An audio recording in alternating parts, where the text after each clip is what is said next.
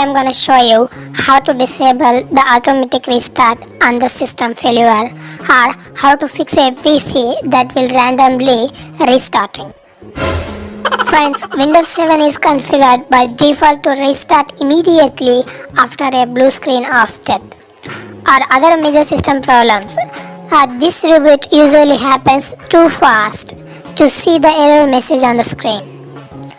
Follow the simple step to disable the automatic restart failure in the future for system failures in Windows 7. It is an easy process that takes less than 1 minute to fix it. Also, this is the short tutorial on how to fix random rebooting of a PC. To do that, right click on the computer and select properties.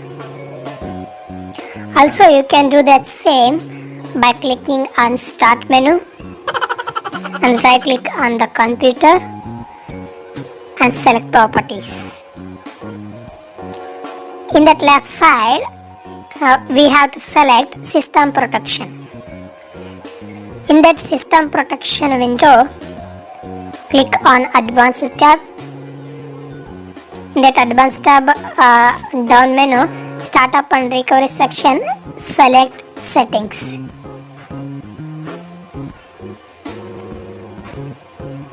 After that, in that system failure section, we have to uncheck the automatically restart option.